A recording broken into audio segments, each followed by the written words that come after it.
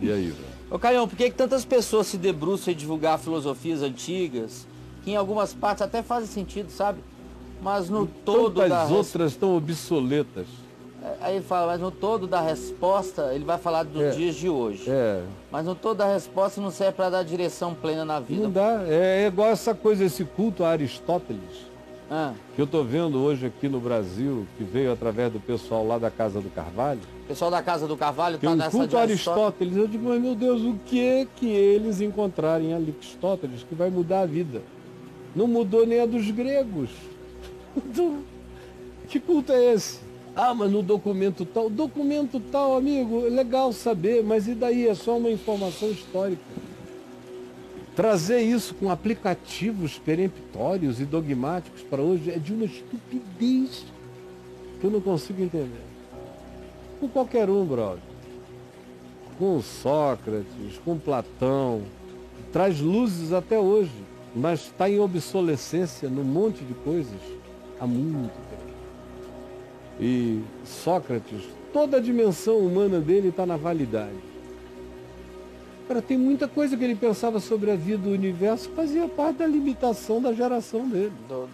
Do momento dele. E de todos os demais, como o próprio Einstein, que foi a partir dele que a mecânica quântica ganhou a possibilidade de confirmação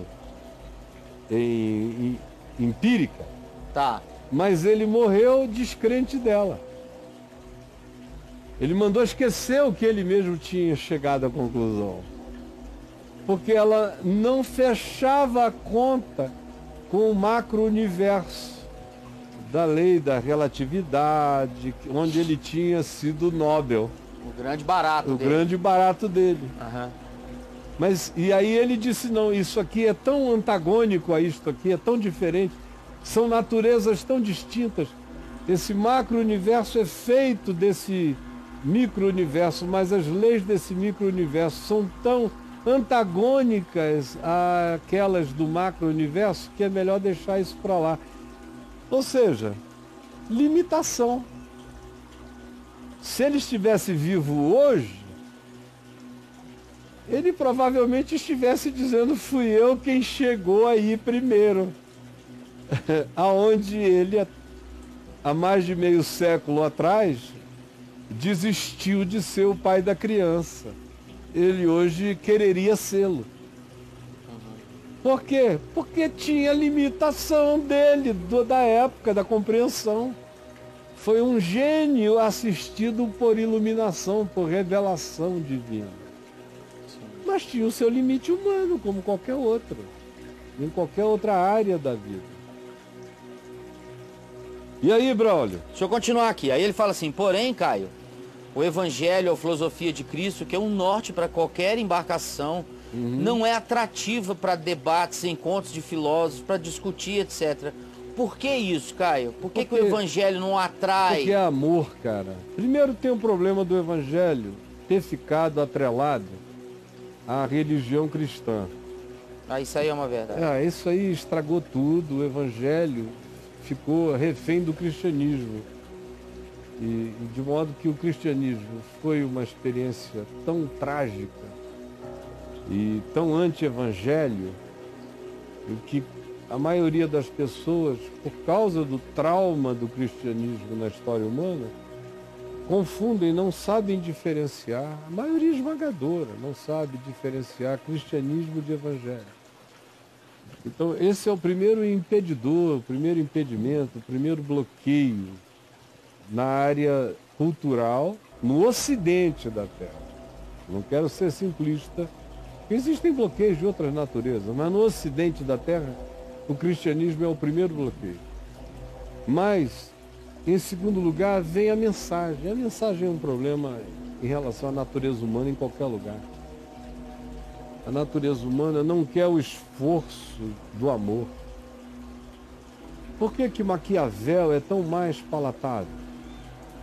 Porque ele inteligentifica o trato para com a maldade, a malícia e a perversidade da natureza humana. É isso mesmo, Ele inteligentifica o trato com essa maldade Uhum. e ele dá uma inteligência de natureza responsivamente predatória.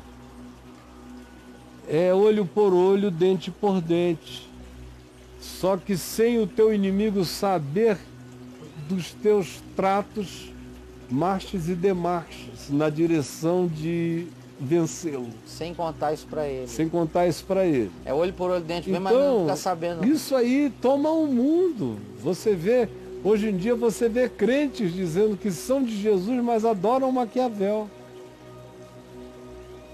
Ou você vê cristãos justificando Maquiavel no sentido de dizer, não, ele só ensinou um modo de operar, de ser funcional no meio da maldade humana. No entanto, foi através do princípio dos fins justificando os meios. Porque se estiver em operação tal princípio, ele já é anti-evangelho, porque o evangelho não lida com os fins justificando os meios sob qualquer hipótese. Então já quebra as pernas do argumento. Maquiavel nem sai. Não, Né? ele passa a ser estudado para a gente entender como funciona essa psicologia da guerra mental entre as forças e as malandragens operativas Tá. do reino animal sofisticado pela unção civilizatória. É só para isso que serve. Sim, sim. Quando eu li a primeira vez e continuei a ler, eu fiz, bom, obrigado por me informar o que o Zé Cury já tinha me ensinado, o que alguns outros amigos malandros Na pra caramba, vivência. na vivência, no opa. Não precisa contar. Já, enfim. Os maquiavelinhos Obrigado, da vida. obrigado. Agora, foi tudo que Jesus me fez esquecer. Sim. Foi esse trato maquiavélico. Quando eu me converti, Maquiavel era natural em mim. Sim, Caio. Mas quando eu me converti, Maquiavel foi exorcizado de mim. De modo que ele se tornou só literatura. Ele não se tornou mais filosofia que tenha qualquer significado para a minha prática humana ou existencial. Sim. Exceto como instrução de natureza epistemológica acerca de como a metodologia perversa se organiza no ambiente político contra uma pessoa como eu. Apenas isso. Mas daqui para lá, como prática, eu não tenho nada a praticar, exceto a compreensão do fenômeno humano. Isso. Que é o que eu falei ontem sobre Jesus antes de ser Maquiavel. Jesus, eu falei ontem que o Evangelho de João diz, e Jesus não se confiava a nenhum deles, pois bem sabia o que era e como era a natureza humana. Então, para entender, é assim. Agora, para responder, é conforme Jesus, senão eu estou em negação do Evangelho. Mas e aí? Maravilhoso. Caião, me Por que explica. a pergunta é por que o Evangelho não emplaca? Porque é amor. Por que ele não E o amor emplaca? é totalmente contra-intuitivo no ambiente animal predatório. Contra-intuitivo? Totalmente. Ok. O Evangelho de Jesus é a contra-intuição. Contra-intuição.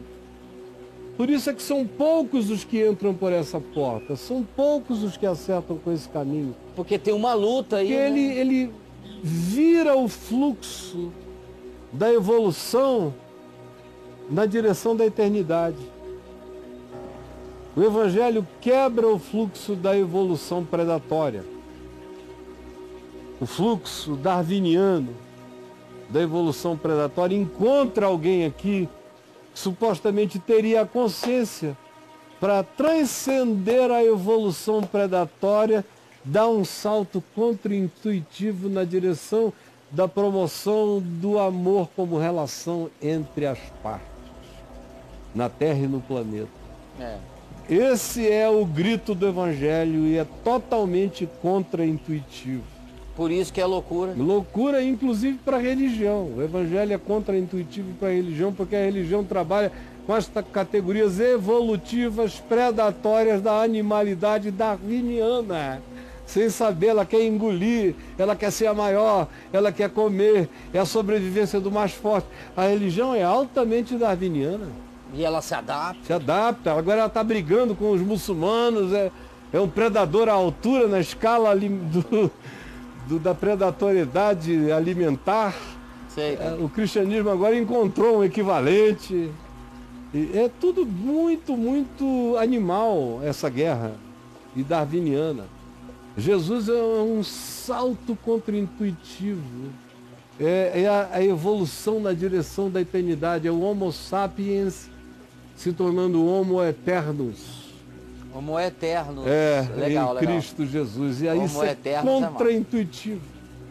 Porque Jesus disse que para chegar aí tem que morrer aqui, tem que renunciar, tem que se desanimalizar. Nascer de novo. Tem que nascer de novo. Tem que tudo isso aí, quem quer, Braulio? Ninguém tá afim disso, não. Não, é ruim. Ruim. É por isso que o pessoal, quando vai ouvir as coisas aqui do Papo de Graça, tem uma dificuldade danada, porque quando você vai falar de evangelho, eles acham que é religião. E eu não tenho nada a ver aí com o pau canta, porque o cara não entende. Ele acha que eu tenho que defender o cristianismo. Cara, desculpe, isso é um problema seu. Eu não. Eu estou aqui na luta pelo Evangelho de Cristo Jesus. Amém. Como Paulo diz, escrevendo aos Filipenses. Eu estou ombreado com Paulo e com quem queira na defesa do Evangelho de Cristo Jesus.